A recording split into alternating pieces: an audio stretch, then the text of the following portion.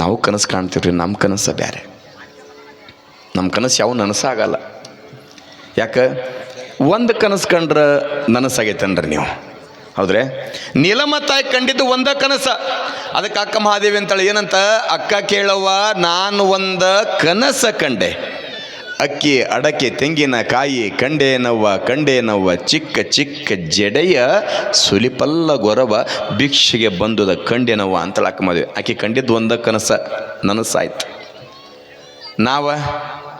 ನಮ್ಮ ಒಂದು ಕನಸು ಕಂಡ್ರೆ ನನಸಾಗವನ್ರಿ ನೀವು. ನಮ್ಮ ಒಂದಿಲ್ಲ, ದಿನಕ್ಕೆ 300 ಕನಸು ಕಾಣ್ತೇವೆ. ಈಗ ಇಲ್ಲಿ ಕುಂತಿರಂದ್ರೆ ಯಾರ್ಯಾರು ಎಲ್ಲೆಲ್ಲಿ ಏನೇನು ಕನಸು ಕಾಣಕತ್ತಾರೆ ಯಾರಿಗೆ ಗೊತ್ತು ಅಲ್ಲ? ಎಷ್ಟು ಮಜಾ ಅಂತೀರಿ ನೋಡು ಕನಸು. ನಮ್ಮ ಕನಸು ಭಾಳ ಮಜಾ ಇರ್ತಾವ. ಯಾರೊಬ್ಬವ ತಿರುಕ ಬಡತನ ಪರಿಸ್ಥಿತಿ ಇರ್ತಕ್ಕಂಥ ತಿರುಕ ಭಿಕ್ಷಿಕ್ ಹೊಂಟಿದ್ದಂತ ಮನೆಗೆ. ತಿರುಕ ಭಿಕ್ಷಿಕ್ ಹೋಗುವಂಥ ಸಮಯದೊಳಗೆ ಒಂದು ಮನೆಗೆ ಹೋದ. ಮನೆ ಮುಂದೆ ಭಾಳ ಚಂದ ಹಂದ್ರ ಹಾಕಿದ್ರೆ ಮನೆ ಒಳಗೆ ಮದುವಿತ್ತು. ಮನೆ ಒಳಗೆ ಮದುವೆ ಇರ್ಬೇಕಾದ್ರೆ ಇವ ತಿರುಕ ಭಿಕ್ಷಕ ಸೀದಾ ಹೋದನ ಮನೆ ಮುಂದೆ ನಿಂತ್ಕೊಂಡು ಭಿಕ್ಷಾಂದೇಹಿ ಅಂದ. ಯಾವಾಗ ಭಿಕ್ಷಾಂದೇಹಿ ಅಂದ, ಏನು ಮದುವೆ ಆಕತ್ತಿದ್ನಲ್ಲ, ಮದುವೆಯಾಗ ಹುಡುಗ ಎದುರಿಗೆ ಬಂದ. ಬಂದಾಗ ಅವ ಅಂದ, ಯಪ್ಪ ಮತ್ತು ಹಸಿವಾಗೈತಿ ಉಣ್ಣಕ್ಕೆ ಏನಾರ ಕೊಡೋದು ಕೊಡಿ. ನಡಿ ಆ ಕಡೆ ಅಂದ. ಯಾರು ಮದುವೆಗೆ ಹುಡುಗ ನಡಿ ಆ ಕಡೆ ಅಂತ ಬೇದ. ನಡಿ ಆ ಕಡೆ ಅಂತ ಬೇದಾಗ ಇವ ತಿರುಕಂದ, ಯಾಕೆ ಹಂಗೆ ಕನ್ನಕತ್ತಿದೆಪ್ಪ, ನಾ ಬಡವದೀನಿ, ನಾ ತಿರುಕದೀನಿ, ನಾ ಭಿಕ್ಷೆ ಬೇಡ್ಕೊಂಡು ಉಣ್ಣಾವದೀನಿ, ನಿನ್ನ ಮನೆ ಬೇಡಕ್ಕೆ ಬಂದೀನಿ, ನಿನ್ನ ಮನ್ಯಾಗ ಏನಾದ್ರು ಕೊಡು ಅಂದ.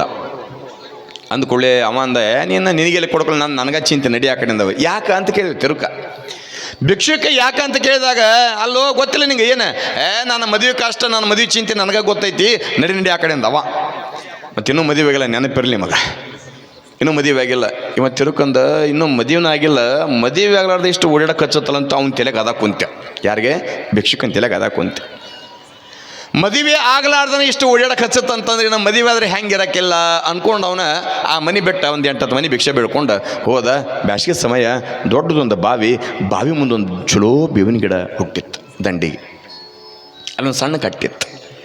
ಇವ ಸೀದಾ ಭಿಕ್ಷಕ್ಕೆ ಬಂದವನ ಆ ಬಾವಿ ದಂಡಿ ಮೇಲೆ ಕುಂತ್ಕೊಂಡು ಹೊಡ್ತುಂಬ ಊಟ ಮಾಡಿದ, ತಂಪು ನೀರು ಕುಡ್ದ, ತಂಪು ಗಾಳಿ ಬೇಸಾಕತ್ತಿತ್ತ. ಕಟ್ಟಿ ಮೇಲೆ ಕುಂತ್ಕೊಂಡು ಅವ ಅಂದ, ಏರ್ ಬಿಸಿಲೈತಿ, ತಂಪತ್ತಾದ್ಮೇಲೆ ಮನೆ ಊರು ಬಿಟ್ಟು ಹೋದ್ರ ಅಂತ ತಿಳ್ಕೊಂಡು ಅಲ್ಲೇ ಕಟ್ಟಿ ಮೇಲೆ ಮಕ್ಕೊಂಡ, ಬಾವಿ ಗಿಡದ ಕಟ್ಟಿ ಮ್ಯಾಗ. ಯಾವಾಗ ಮಕ್ಕೊಂಡ ಹೇಳ್ತೇನೆ ನಿಮಗೆ, ಮಕ್ಕೊಂಡ ತಕ್ಷಣ ಅವನ ತಲೆಗೇನು ಕಲ್ಪನೆ ಇತ್ತಲ್ಲ, ಬೇಕಾದ್ರೆ ನೆನಪಿರಲಿ. ನೀವು ರಾತ್ರಿ ಮಕ್ಕೊಳ್ಳೋ ಮುಂತಾಗ ಸಮಯದೊಳಗೆ, ರಾತ್ರಿ ಮಲ್ಕೊಳ್ಳುವಂಥ ಸಮಯದೊಳಗೆ ಯಾವುದನ್ನು ಭಾಳ ಆಲೋಚನೆ ಮಾಡ್ಕೊತ ಮಕ್ಕೊಂತಿರಲ್ಲ, ಅದಕ್ಕೆ ಕನಸು ಬೀಳ್ತೈತಿ. ನೋಡಿರ್ಬೇಕ್ರಿ, ಇವತ್ತು ಪರೀಕ್ಷೆ ಮಾಡಿ ನೋಡ್ರಿ. ನೀವು ಏನಾದರೂ ಒಂದು ಆಲೋಚನೆ ಮಾಡ್ಕೊತ ಮಕ್ಕೋರೆ ಬೆಳಗ್ಗೆ ಎದ್ಕೊಳ್ಳಿ, ಅದ ಕನಸ ಬಿದ್ದಿರ್ತೈತಿ. ಹಂಗೆ ಇವನು ಏನು ಮಾಡಕತ್ತ ಅಂತಂದ್ರೆ ಅಲ್ಲೇನು ನೋಡಿದ್ನಲ್ಲ, ನೋಡಿದ ನೆನಪಿಟ್ಕೊಂಡು ಅದನ್ನ ವಿಚಾರ ಮಾಡ್ಕೊತ ಮಕ್ಕೊಂಡ ತಕ್ಷಣ ಹೇಳ್ತೇನೆ ನಿಮಗೆ, ಇವಂಗೂ ಮದುವೆ ಆತ. ಎಲ್ರಿ? ಎಲ್ಲಿ? ಬಾವಿ ದಂಡಿ ಮ್ಯಾಗ.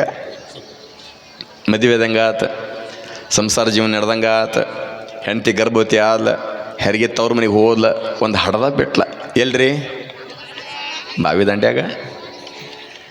ಯಾವಾಗ ಹೆರಿಗಾತ, ಗಂಡು ಕೂಸು ಎತ್ಕೊಂಡಾಕೆ ಬಂದಂಗೆ ಆತ, ಮಗನ ಮುದ್ದಾಡ್ದಂಗೆ ಆತ.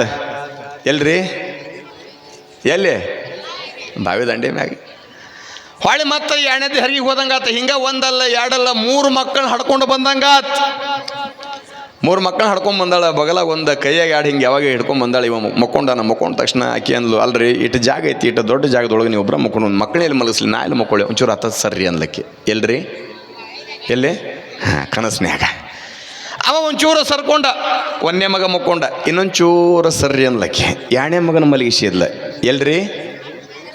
ಬಾವಿ ದಂಡಿ ಮ್ಯಾಗ. ಇನ್ನೊಂಚೂರು ಸರ್ರಿ 3ನೇ ಮಗನ ಮಲಗಿಸ್ತೀನಿ ಅಂತನ್ಲ. 3ನೇ ಮಗನು ಮಲಗಿಸಿದ್ಲ. ಎಲ್ಲಿ? ಬಾವಿ ದಂಡಿ ಮ್ಯಾಗ.